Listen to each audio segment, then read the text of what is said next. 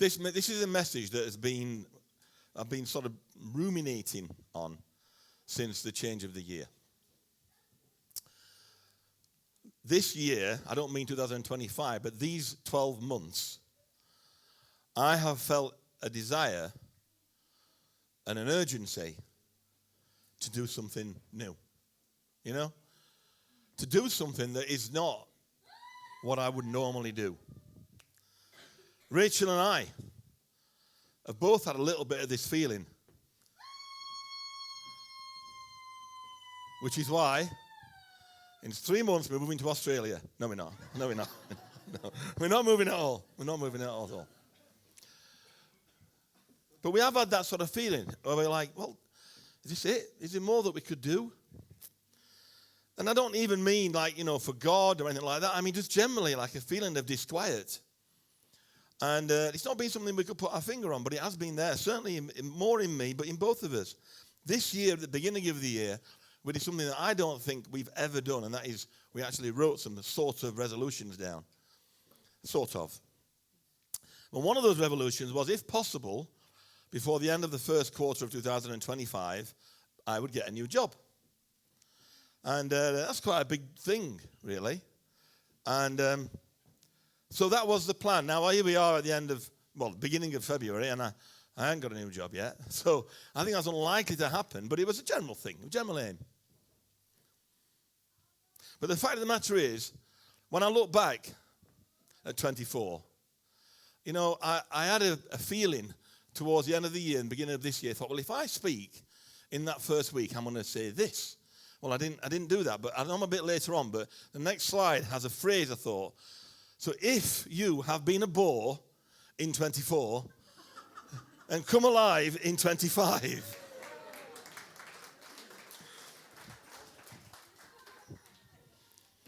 It's really original, I think. It's really good. Actually, a friend of mine, John Parker, once did that. It was actually, this is how old I am. He said, if you've been a bore in 84, then come alive in 85. I'm sure that's what it was. It might be 95, but I think it was 84. And I've nicked it. Sorry, John. I've been waiting several decades to use that. So I thought I'm going to use it today, even if it were in August that I used it. But I don't think I'm a boring guy, right? Don't say anything. That's not a rhetorical. That is not a question, rhetorical or otherwise. But looking back at the facts of my life, I have stayed in the same positions for quite a long time, deliberately so. I have in 40 years I've been working. I've worked for 3 companies. That's quite a long time in each company. I'm not a guy that jumps around. I like to build. I've been married to one woman for 29 years. We might even do 30 this year. I don't know. If I'm lucky. And I've been coming here for quite a while as well. Now, I don't think there's any inherent praise or goodness in like being stable or whatever. That's not really what I'm saying. But what I'm saying is, in my life, I do not make hasty decisions to do weird stuff. That's not really who I am. But sometimes it is right to make changes. And sometimes it's right to move on. Now, there are some things that are quite big, and you have to think about them very carefully before you do these things. But equally, as you start to become agitated and wanting to change, it creates within me, certainly, a sense of like, well, how's that going to work? What am I going to do? How's that going to join up? The last job, the job that my current job-ish, has been a good job, It's a good job. It's had some real interesting things about it, but it has been incredibly stressful from day one. And this last year in particular, the job has not been really very good for me, 2024. It wasn't really a very healthy job for me.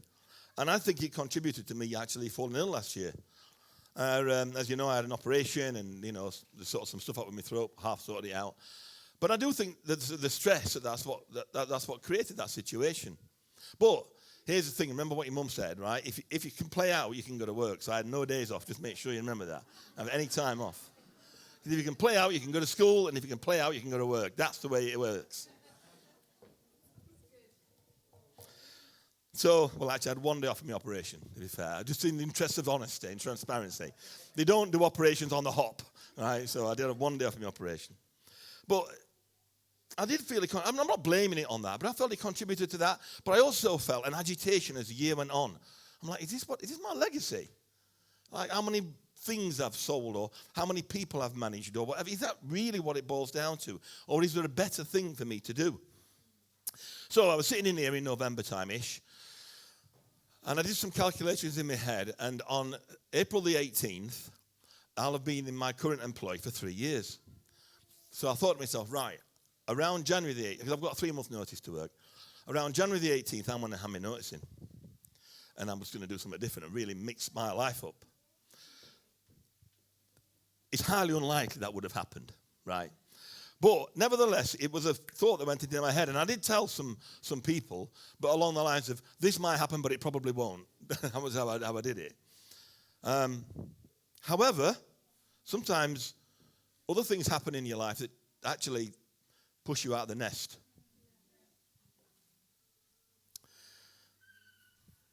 So I'm going to come back to my work situation in a bit. But you've got to hold that thought, all right? Now, I know that some of you lot have not got great attention spans, so I'm going to be brief, okay? I'm not looking at anybody, Brad. Just. You know, the trouble with Brad is, right, he's just a natural target, isn't he? All of us pick on him. Sorry, mate. Over the years, I've heard a lot of people say this, right? I've heard them shout it when they've been worshiping and stuff. God is doing a new thing. And I've actually thought sometimes, what do you mean? God is doing a new thing. Where's the evidence of that then? Because my mind sort of thinks a bit like that. And I understand why they say that. Don't get me wrong. I'm not being too cynical. But nonetheless, it comes from Isaiah, behold, I'm doing a new thing. And I understand the context, and I'm not really going down that road today. God doesn't change. But he is always moving. And he is always encouraging us to do new things and to be new people and to have new beginnings. Some of you may know how an eagle teaches an eaglet how to fly, right? Now, I'm not pretending to be no David Attenborough, but done a bit of checking up on this, and this is how it works. So eagles, right, they live on cliffs, and they're an amazing creatures. Well, they live high up, maybe on trees as well. But you know what I mean. They live high up. And they're amazing, aren't they? I mean, they are the king of the birds. They are incredible. But when the eaglet is getting to an age where it needs to learn to fly, it's like a long drop. And they can't fly.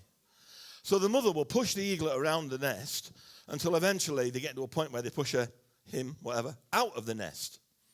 And the eaglet then falls to the ground, and the eagle flies underneath, picks up the eaglet, drops it back in the nest, and this goes on until ultimately the eaglet actually learns to fly. But if the eagle did not do that, how tragic it would be for that eaglet to just grow up and old in the nest. To be trapped in this nest to a point where this magnificent bird, which can soar and do things that I would be, be unbelievable to be able to do, and miss out on all that because he didn't get pushed out of the nest. So to go back to my story of my work situation, so when I got back after Christmas, I got called into HR, and so I work for a Norwegian company, and so they're not obviously they're not in the UK, so it's all Teams meetings and stuff, and the UK along with other countries. Globally, our company's got some issues, and so the UK, along some other countries, were all put at threat of redundancy. So myself and my colleagues, along with other people in the world, were put at threat of redundancy. And we've been going through that for the last 4 weeks. And it has been pretty horrible, to be honest, for loads of reasons. We're going to come up to some of this in a minute, but a lot of who I am is tied up in what I do. I'm not proud to say that, but it is what it is, And for me to think that someone didn't want me anymore and use that word redundant about me is quite painful. And also, the language that's used is blunt and brutal. And actually, Norwegians are pretty blunt and brutal as well. And they don't mean to be. It's just the way it is. And it's the law. They have to do certain things in order to be behind the line. There has been some particularly intimidating moments that I've had where I have been very intimidated and very anxious. Not so much about the future, but just about I've been unable to really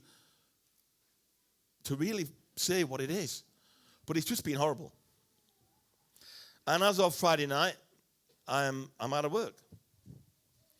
Ultimately, I mean, at the end of the day, these things are generally already decided, but they go through a process, and I understand that. I'm not being cynical about it. It is what it is. It's life. A lot of people have been made redundant in their lives, and even like over the last few days, people have said, well, actually, I've been made redundant 3 times, and I'm not saying that I'm encouraged because someone else has been there, but it makes me realize I'm not so unique.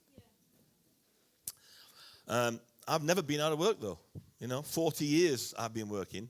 And I've never had any time off sick to speak of. And apart from holidays, I've never been out of work. So I'm now in very unfamiliar territory. I've been thrown out of the nest. So I didn't need to have my notice in on the 20th of January. I'll be honest with you, there's literally not a chance I would have done that. I wouldn't have had the guts. I wouldn't have done it. Now, I'm not suggesting that God's organised this situation because I'm not so sure that's how I think it works. But I do feel that God may have organised my thought process leading up to this. I do feel that the interaction that God has had with me leading up to this has made me view this now gradually as maybe a different opportunity rather than a tragedy that's actually befallen me. Other people have lost their jobs as well that aren't Christians. I don't think God's cruel. I don't think he's going to say, well, to make sure that I get you out of the nest chairs, everybody else is going. I don't think that's how it works. But I do think that God's put me in a place in my mind over these last few months that said, I can do more than what I am currently doing. And I'm not going to be defined by how many wheelchairs I've sold. This is what I've been doing for 40 years, pretty much. So there's some things, I think that there's a journey that we're going down. I think there's a lot of reasons why we don't like change. And I'm just going to pick up on 3 because that's what you do, 3 points. So I'm just going to pick up on 3 of them, right? But there's loads. But these are the 3 that have struck me as being in my world. The first one, right, is this. Our identity is tied up often in what we do, or it could be in whatever that other thing is that God wants to change you in. Our identity is wrapped up in it. Mine certainly was. This is why retiring can be so hard for some people. I think particularly if you've got certain jobs like teacher, policeman, doctor, nurse, surgeon, judge. I'm none of those things. But if you've got one of those jobs, then I think it's hard for you. Oh, it's Jack the fireman, Then all of a sudden you're not a fireman anymore. You're just Jack. I think it's hard. But of course it doesn't have to be a job that you get your identity from. It could be status. It could be educational status. Let me tell you a little story. I mean, all of us like to sort of maybe people to think better of us, don't we? That's why people do weird stuff like this person did. A few years ago, I was chatting with a friend of mine, a mature, respected friend. And she said, well, when I did my master's, and then she went on to tell a little story. And I said, you've got a master's, and I genuinely was interested. You got a master's degree, have you? That's interesting. What's that in? So, it's in English. And she seemed a bit uncomfortable. We're in the car, me and Rachel and a couple of others. So I said, so I'm just drawing her out. I'm just being friendly. So ultimately,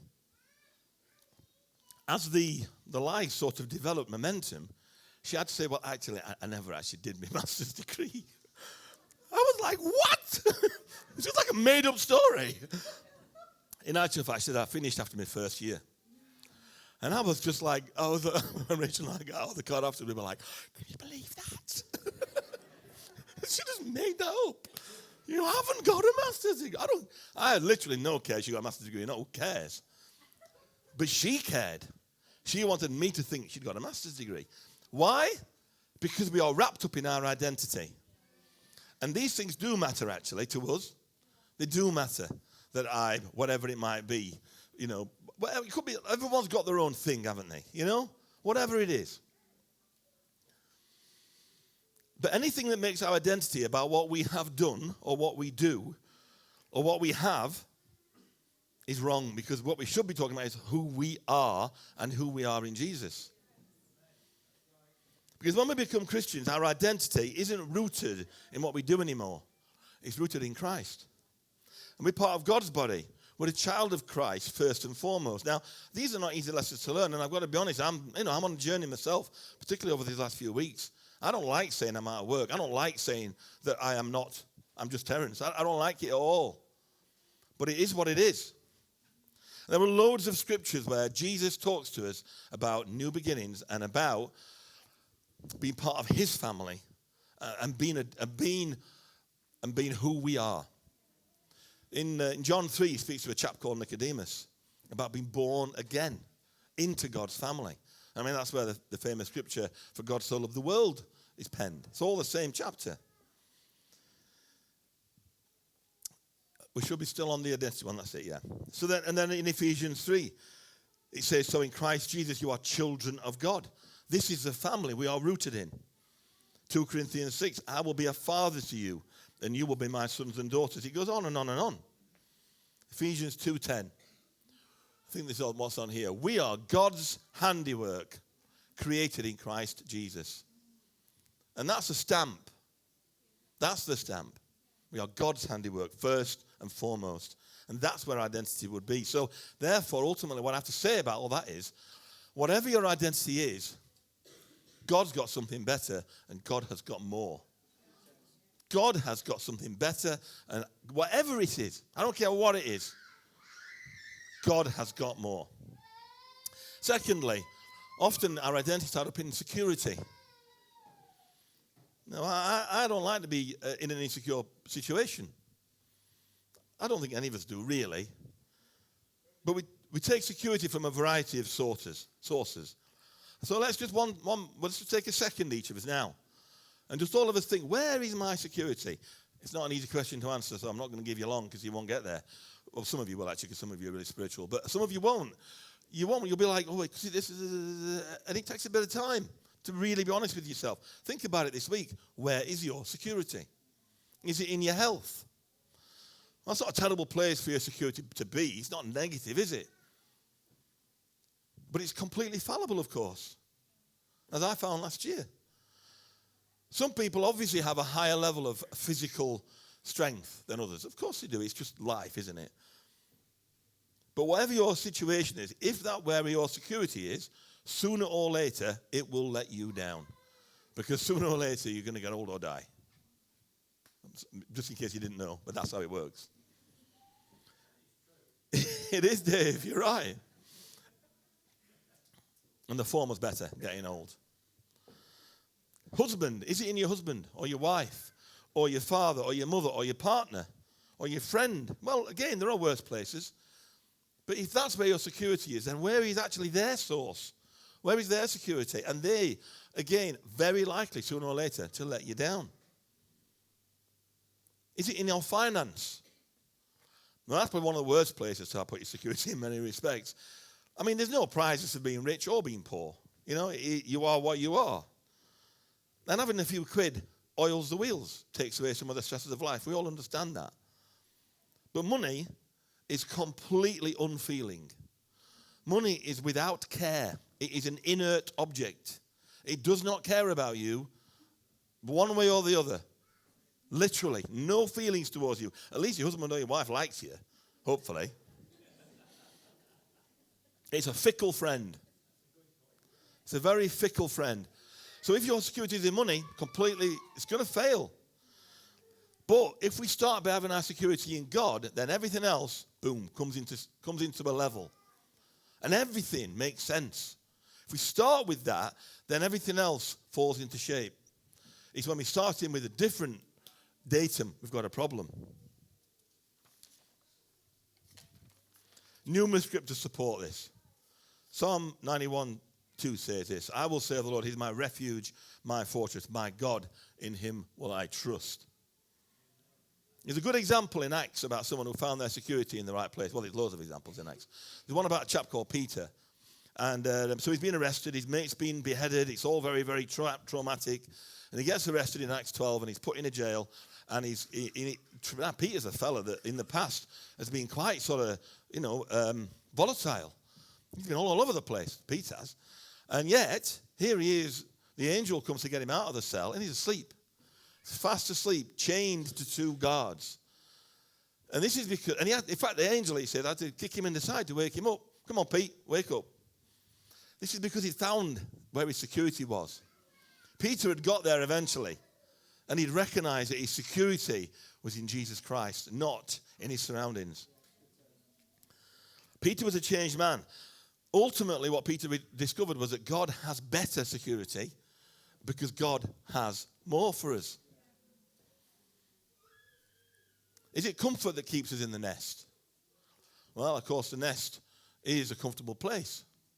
This is the next slide, the comfort. Now, the word comfortable has, in its context, a little bit of an unpleasantness about it, doesn't it? It makes you feel old. It makes you feel sort of like you've settled in life. Well, I'm comfortable with my wife. It's not a compliment, is it? If I say to Rachel, well, I'm comfortable with you, Rachel. She's not going to go, thanks, that's great. Just punch me. There are loads of messages, Christian and otherwise, where people talk about pushing yourself out of the comfort zone. So many that I'm a bit embarrassed to even mention it, to be honest. But people are held in place in their comfort zone, in the nest, because they are scared to venture out often.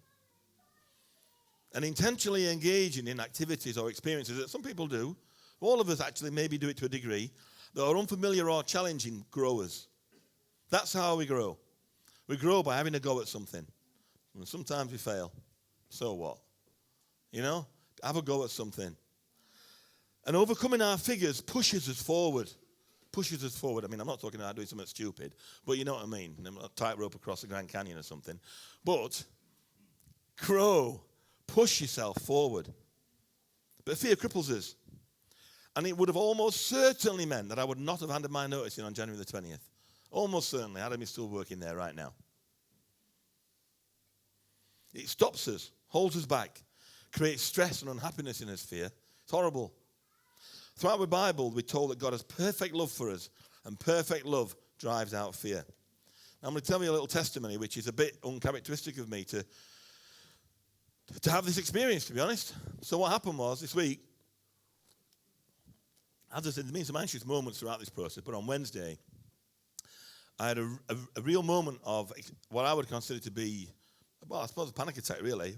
Extreme intimidation. I don't think I've ever experienced that before. I've been anxious before. You know, anyone that knows me knows that I get those moments, but I don't think I've ever experienced anything like this, ever. Something had happened, and I was distraught, actually.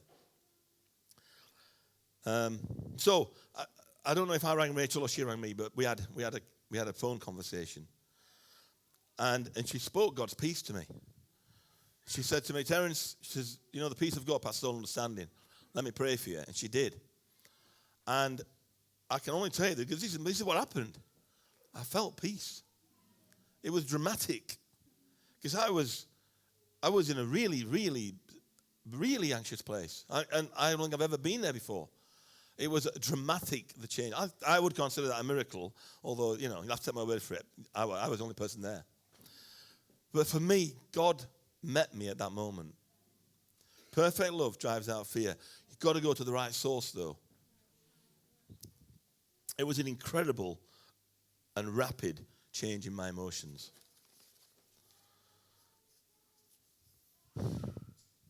Because God has more for us. He has more for us than sitting in the nest, waiting for something to happen.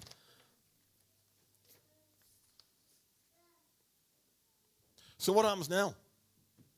I mean, those are my 3 points, right? Okay? But what do I do now? What do we do now with this message? Well, for me, I honestly don't know what I'm going to do. That's the honest truth of it. I mean, part of the journey that I was on last year, was what would I do if I don't do what I've been doing for 40 years? How else would I earn money? How else would I have self-respect? How else would I have an identity that people would say, oh yeah, it's Terence, he does this? And how can I learn a new trick? I'm an old dog. And how can I learn a new trick good enough for it to earn me money? And these were the sort of thought processes that I was going, and I don't know. You know, I really don't know what I'm going to do. I do feel confidence in the situation, and that's all because I've got a great faith with God. They've paid me some money, and that helps.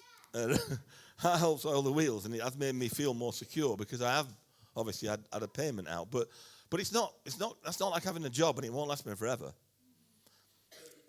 I'd rather have the job because then I would have had an identity. Then I would have been secure, and then I would have had comfort, and I wouldn't have been scared. But I do feel in this a sense of purpose. I genuinely do. When I was praying about this last year, I went on holiday, me and Mason went on holiday last year, and I read a book. I think I might have mentioned it last time I was speaking, I don't know, called Half Time. Written for people halfway through their working life, which, I'm not anyway, let's be honest. But nevertheless, I read it. And it was really, really good, and it helped me to put things in priority. And it helped me to realize that there's a bigger world out there than whatever you do for a living. How many loaves you've baked, or how many fire engines you've driven, or how many kids you've taught, or whatever it is you do. There is more because God has more for us. And that doesn't mean you took over the traces of your job. And you understand, that's not what I'm saying. This is about a state of mind. And it's about a state of heart. And it's about allowing God to say to us, you are more than what you are going to be in the nest. And you can do more. And you can give more. And I don't mean money, I mean of yourself. Because I love you. And I want the best for you, the very best. So I've decided, whatever happens, I'm entering the world of change. And although I don't always feel this way, that I'm going to try and enjoy this. Because I've never been here before. I've never trod this path before. I went out with two good friends of mine in fact, we came to Grace Cafe on Saturday morning, me and Sean and Matt. We do that every now and again, like three old blokes going out and hanging together, like they do. Three wise monkeys or three unwise monkeys, one or other. And so we came here and we had a lovely bacon sandwich, thanks Dave, spot on. And Sean said something to me. He says, you know what, Terence? He says, you need to turn your head around with this and realize that this is an adventure. Now, I'm not saying that I'm quite there yet. And I might go up and down with me thinking with this. Well, no, I will go up and down with me thinking with this. But I am going to treat this as an adventure because I've got to do it anyway. But whatever it is that God is talking to us about today, it could be a lot of different things. All of us are going through different things in life, aren't we? We're all different ages. We've all got different environments. But whatever it is that God has caused my words to agitate, bring God into it. Do not settle for less. But bring God into your situation, whatever it is, because he has more for you than you can ask or imagine. The band want to come up, please. So 3 things I'd like you to think about this week. First of all, where is my identity? Here's my challenge to you. Make sure your identity is not in what you do or what you have, or where you live, or any of that. Start your identity in Jesus. Start it in God. Don't settle for less. Don't be tricked into settling for less than that. God has more. Embrace it. Don't be an eaglet trapped in a nest. Secondly, I'd like to think this week, where is my security? Make sure it's in God first. When you put God first and the other things I've mentioned, health, partner, finances, whatever, they will find their balance in place, won't they? But you start with God, and then other things fall into place. Don't settle for less. Don't settle for a security that is fundamentally flawed. God has more, so embrace it. Don't be like an eaglet trapped in a nest. And thirdly, I'd like you to consider comfort and fear. Don't settle for less. Let's be on the lookout for the right sort of comfort, not the wrong sort of comfort. Let's be aware of the crippling nature of fear. Let's understand what it does to us. Actually, let's help each other with that. When I rang Rachel up, she could have, because she knows me, pretty well, She could have thought to herself, well, if I say to you, the peace of God passes all understanding, you might have told me to get lost. Which actually, and sometimes I might have even said that. It's all right for you, Rachel. You know, you can imagine, can't you? But she had the guts to say to me, Terence, think. The peace of God passes all understanding. Let's be brave enough to say that to people who are anxious. Let's be brave enough to say it to ourselves. Because God has more. And let's protect each other in this area. Because our mind is where Satan will have a crack at us all the time. Let's be mindful. Let's be conscientious. But God has more, so embrace it. Let's not be trapped. Let's not be trapped in a nest. We all have one life to live. Just the one. Don't be restricted to the nest you might have made yourself, even if it's taken you 40 years to build it. Because God has more for you. And embracing that more is important. Whether it's food, clothing, health, identity, security, life partner, comfort, God knows we need those things. Leave it to Him and concentrate on Him, on God. God has more. Read this. In fact, let's all read this out. Can you all see that? Can you all read? I think some of you can. But seek first. Everybody after this. 1, 2, 3. But seek first the kingdom of God and His righteousness, and all these things will be added to you. That's what I've got to say this morning. I want to encourage you, whatever situation you're in, God is in it with you. He is in the boat with you, just like He was with Peter. And He knows the outcome. He knows the end from the beginning.